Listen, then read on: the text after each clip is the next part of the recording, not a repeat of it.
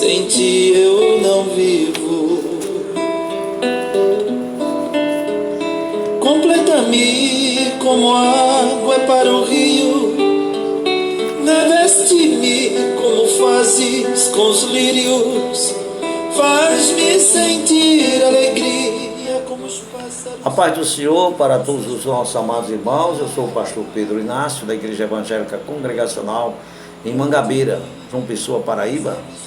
E a missionária Renata me pediu para que eu transmitisse aqui o meu breve testemunho de conversão, de ministério, e vamos resumir em pouco tempo, para transmitir para o grupo de estudo dela aqui em João Pessoa. Lá em Atos 20, 24, a palavra de Deus diz assim: porém nada considero a minha vida preciosa para mim mesmo, contanto que complete a minha carreira e o ministério que recebi do Senhor Jesus para testemunhar o Evangelho da graça de Deus. Em nada considero a minha vida preciosa para mim mesmo. Irmãos, eu nasci e me criei no Evangelho. E minha avó, quando eu nasci, minha avó já era evangélica. Minha avó chamava-se Bita. Ela tinha sido católica, devota, muito dedicada, muito influente na Igreja Católica na cidade de Brejo dos Santos.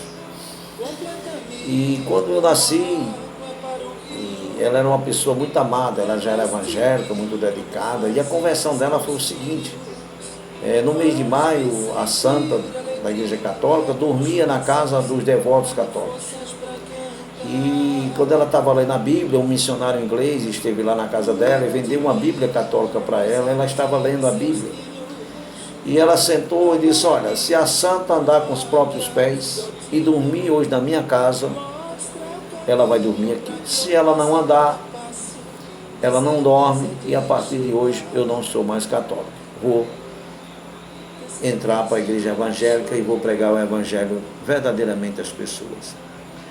E aí ficou todo mundo impactado, sem saber o que fizesse, e na verdade a santa não andou. E ela se converteu ao Senhor Jesus Cristo e se tornou uma pessoa muito influente ali na pregação do evangelho na cidade de Brejo dos Santos, na Paraíba, Catolé do Rocha, Riacho dos Cavalos, aquele sítio todo. Ficou uma pessoa muito conhecida. E aos 6 anos de idade, ela olhou para mim e disse: meu filho, você vai ser o pastor da família. Aquilo ali eu esqueci, passou o tempo, eu esqueci. Meu pai foi alcoólatra há 40 anos. E eu fui aquele menino muito pobre, muito sofrido. Tive que vender picolé na rua, alguma coisa assim. E meus estudos foram muito deficitários. Eu nunca tive condições de estudar em escolas boas, de comprar livros, de ter um reforço e tudo isso. Então a coisa foi suindo. E aos 17 anos, eu vim morar com minha tia em Guarabira. E dali eu fiz o concurso dos Correios, entrei nos Correios aos meus 18 anos de idade. Fui trabalhar nos Correios, e quando eu terminei meu segundo grau, aos 19 anos, 20 anos, eu fui chamado para o ministério. E aí eu comecei a estudar no CETEP, a primeira turma do CETEP, o 3º aluno matriculado. Eu comecei a estudar no CETEP, o Seminário Teológico da Paraíba, que chama-se JUVEP, e ali eu concluí meu seminário. Fui pastor da Igreja do Betel Brasileiro, ali no Cristo Redentor, como pastor provisionado, substituindo o pastor Teófilos Albuquerque Viana. Recebi um convite para ir pregar na igreja de Brejo dos Santos, a igreja dos meus avós, numa festa, e lá estive lá por 3 dias. Na primeira noite, quando eu saindo da igreja, um senhor, Joaquim Alves, um dos fundadores daquela igreja, já com quase 100 anos, ele olhou para mim e disse: engraçado, será que a profecia de sua avó vai se cumprir? Porque ela sempre dizia aqui nessa igreja que um neto dela ia ser pastor desta igreja. E ali, irmãos, eu fui impactado. Minha esposa tinha feito o Betel, a missionária Márcia, e ela estava pronta também para ir para o campo. E eu disse: vamos orar. Os oficiais me convidaram. Se eu conseguir minha transferência do meu emprego para cá, eu venho. A igreja era pobre, não tinha condições de manter-se direito, um pastor. E ali eu, com 15 dias, irmãos, eu estava transferido para Catolé do Rocha, próximo à cidade, e ali fui pastor durante alguns anos, entre Brejo dos Santos e Catolé do Rocha, tá certo? Fazendo ali um grande trabalho para a honra e a glória de nosso Senhor e Salvador Jesus Cristo. Logo em seguida eu fui convidado para vir ser pastor aqui na Igreja Congregacional de Mangabeira, Igreja da União de Igrejas, onde a denominação que eu estou nela há praticamente quase 30 anos. Então eu fui pastor do Betel durante 4 anos, como pastor provisionado, e também pastor aqui congregacional. Então mais ou menos 32 anos que eu já tenho ordenação pastoral.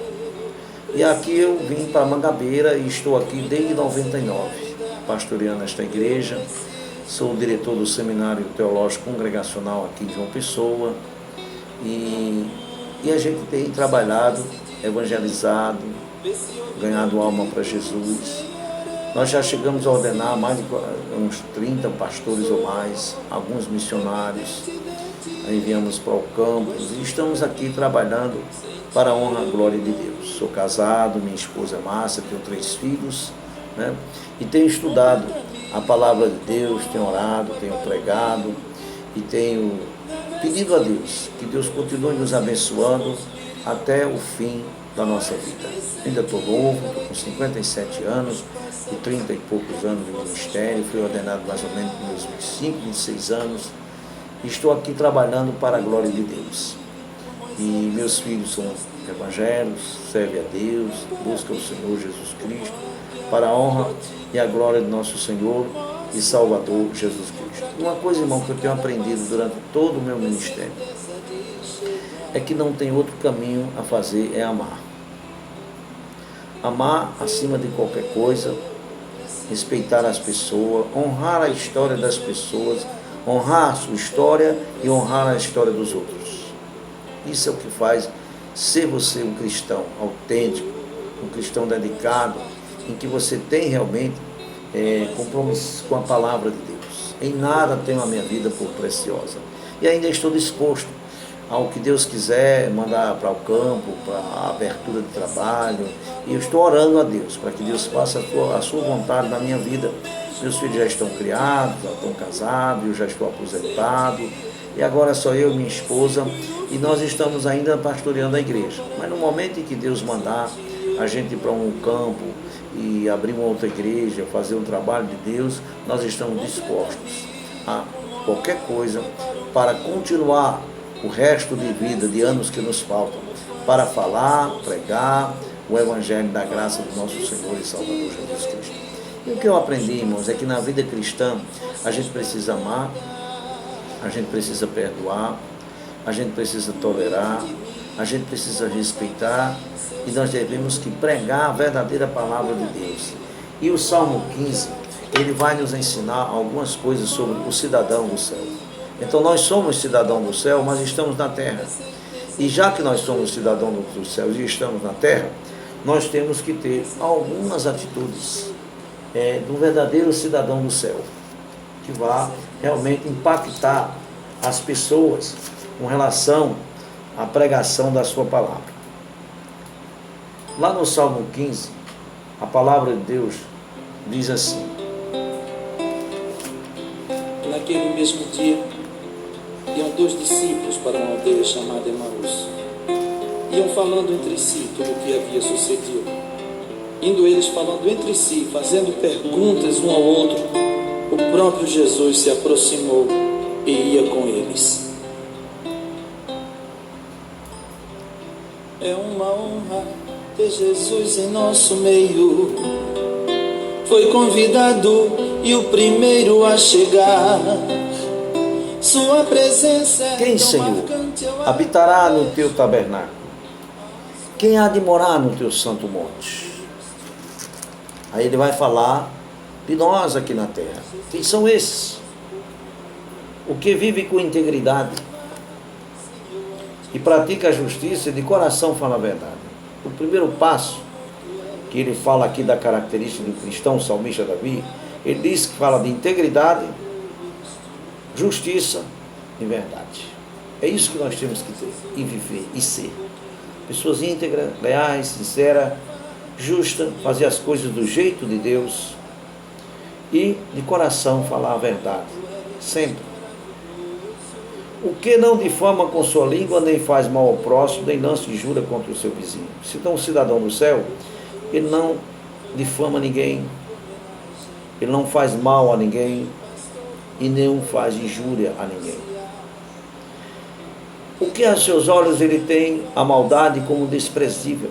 Então ele despreza sempre o que é mal.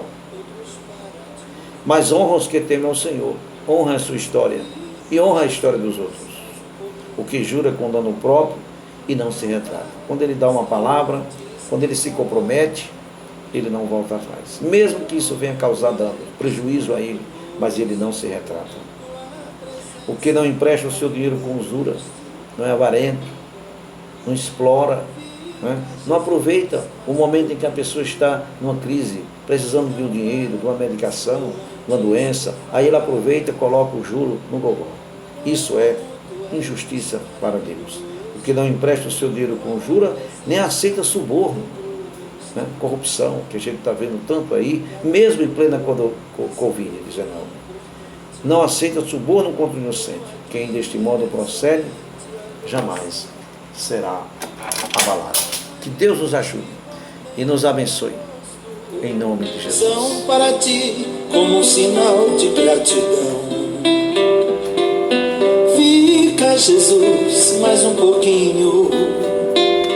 Não vá sem eu antes lhe falar.